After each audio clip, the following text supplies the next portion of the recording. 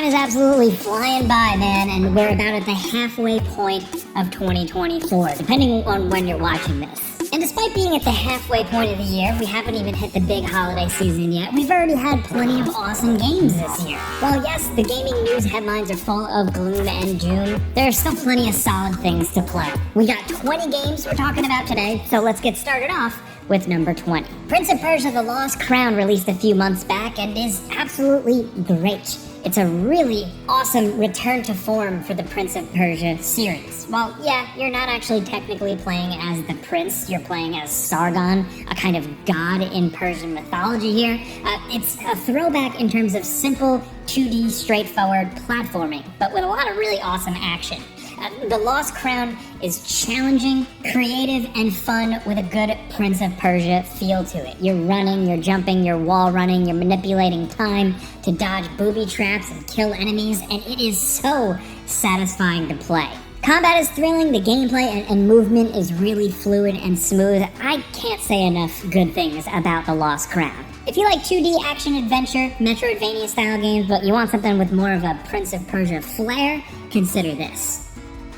Next over at number 19, we have Banishers: Ghosts of New Eden. This game flew under the radar for some people because it's not really a mainstream concept, but it's still really cool. Essentially, you play as a ghost hunter in a kind of weird alternate history 1600s. Not only are you a ghost hunter, but your partner also is. But unfortunately, they die at the beginning of the game. So it's you, the ghost hunter, and your ghost wife going around trying to solve mysteries. The game has exploration and some okay combat, but really it's about the questing, the missions, the going around talking to NPCs, gathering clues, figuring out what's going on with these spirits, and deciding whether or not to banish them.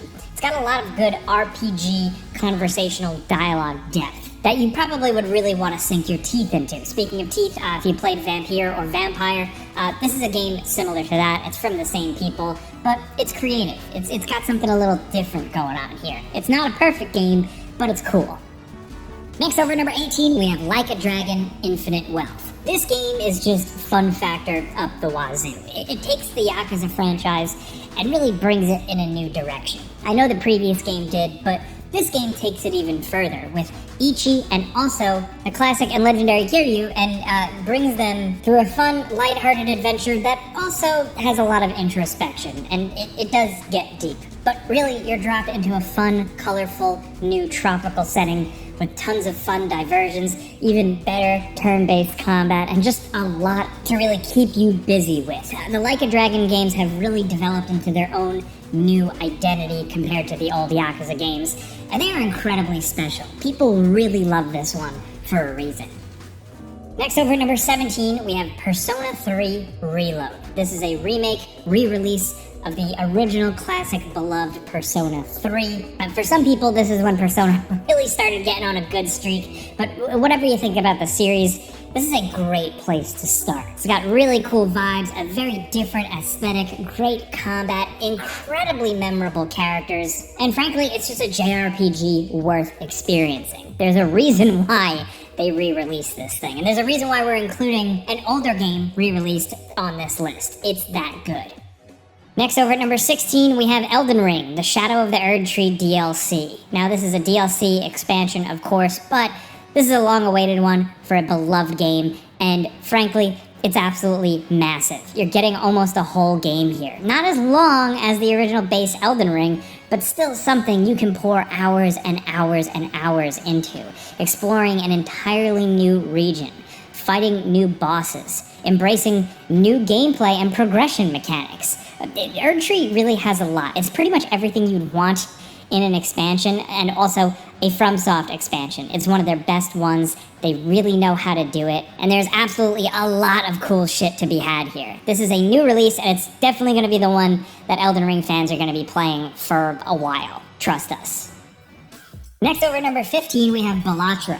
Now, you may not have heard of Balatro, but all you need to know is that it's a poker roguelike. It's all about building deck hands, like making big moves and getting big combo scores. Keep in mind also, you don't need to be a poker player or like a poker or cards person to really get into this. It's easy to jump in and understand, and anybody that has has become absolutely addicted to it. What seems like a silly little light game on the surface is a game that has taken Steam by storm. Like how a year or so ago, the big, addictive, and unassuming game was Vampire Survivors, now it's Balatro. There's a reason why this game is overwhelmingly positive on Steam. It's awesome on Steam Deck. It's coming to mobile at some point.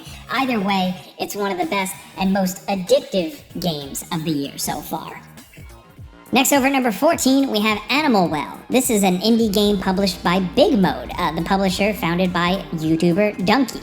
And their first game is a banger. Animal Well is awesome. It's essentially like a low-key exploration Metroidvania with no guns or swords or combat or anything like that, but just vibes and really clever puzzles and interesting environments. The game is visually absolutely gorgeous. The sound design, the visual effects, everything going on here is incredibly satisfying and pleasing to look at and experience, and this game has had puzzle people and Metroidvania people hooked for a while. It's filled with secrets and just lots of creativity. You haven't played anything else really like Animal Well this year, I can guarantee you that. Next, over number 13, we have Enshrouded. This big, open-world, voxel-based RPG feels a bit different than what you'd usually play, just because it's very much a survival, crafting-focused game, but it also doesn't get itself lost in the drudgery of that. This game is still first and foremost about RPGing, questing, exploring. The developers had Zelda as an inspiration, but really, it's just a fun game to play alone or with friends, because it feels like a cut above your average survival RPG thing. A lot of those are, frankly, pretty busted. But Enshrouded feels quality. It's got a cool world to explore with multiple layers. You can play with up to 16 players, and it's been well received, very positive on Steam. We've enjoyed it, but it's only in early access, so there's more to come, and ideally, it can only get better and better from here. We'll be watching this one's career with great interest. Next, over at number 12, if we're talking about early access games, we also have Hades 2. Despite being an early access game, this one feels pretty complete. There is like a full-ass game to play through here, and it's more Hades. I don't think that's a bad thing. Obviously, there's a bit more going on, but if you did play the original, you know what you're in for at this point. A really, really fun hack-and-slash roguelike that is just so much fun to play. Visually, gameplay-wise, everything here is just totally on point, and at this point, the developers, Supergiant Games, behind so many things like Pyre, Bastion, Transistor, they really know what they're doing. They've really got their formula figured out, but with like a sequel to Hades, it's allowed them to really refine and blow out those concepts even further. Plus, you get new characters, new music, new art, just all that stuff that they're really good at. But most importantly, at the end of the day, it's fun to play. The combat absolutely kicks ass. Like I said, this is another one in early access, so ideally, hopefully, it only gets even better from here. Now, number 11, we're sticking with the early access thing, and we're talking about Manor Lords. This has become a smash hit on PC, developed by a very, very small independent studio. Manor Lords has really kind of taken some PC folks by Steam because it's a really great hybrid. You got your big scale, tactical, medieval battles, but it's also a city builder, and a city builder with like some economic depth. It's also incredibly well detailed, and it's got a little bit more of like a realistic feel to it, and it really does make good on the whole like you ruling your lands, like you actually being this like medieval lord. You have a lot of control over the city building aspects. The seasons change. You're worried about your citizens. You're worried about food, but of course, you're worried about other kingdoms and warfare. It really is ambitious, and it takes on a lot. And for such a small team to absolutely nail it already so far, that's really impressive. We did it before we buy on it. We absolutely enjoyed it, but there's some things it could definitely use down the line, and we're thinking that with the success of just the launch of the early access, they have the resources and opportunity to make this game even better throughout 2024 and beyond. Next, over at number 10, Final Fantasy Rebirth. Yes, the follow-up to Final Fantasy VII Remake is absolutely awesome. It continues the trend of absolutely blowing out the original Final Fantasy VII, showing us more of those worlds, more detail, more life, and continuing the story of Cloud, Tifa, Sephiroth, and everything in between. Obviously, there are definitely some wrinkles in this story, but what you get with this one is a massive JRPG adventure with open world elements. There's just a lot more going on here compared to Final Fantasy VII Remake. This is like a full meal of a game, I'll tell you that. If you can't get enough of those characters, like we certainly can't, you definitely should jump into this. Now, next over at number 9, if you're looking for something a little bit different, consider Nine Souls. This released recently on Steam by small developer and publisher Red Candle Games, and it absolutely took Steam by storm. This one went a little viral because it's just a fun 2D action platformer adventure game. So you play as almost like a cat-like badass little creature on a quest to slay 9 of these big ruling gods. And you're jumping around, you're platforming, you're quick attacking, and it's just an absolute blast. Definitely requires some serious skill, and I would say, even though it's a very different style game, if you're still waiting for Hollow Knight Silksong, I'd say try Nine Souls. This can be a very challenging 2D, almost Souls-like game, but like I said, the art style, the skill tree, the combat feel, everything here is absolutely awesome. I know we've talked about a lot of Metroidvanias on this list already, but this one is a cut above. It really feels refined and almost perfected in a lot of ways.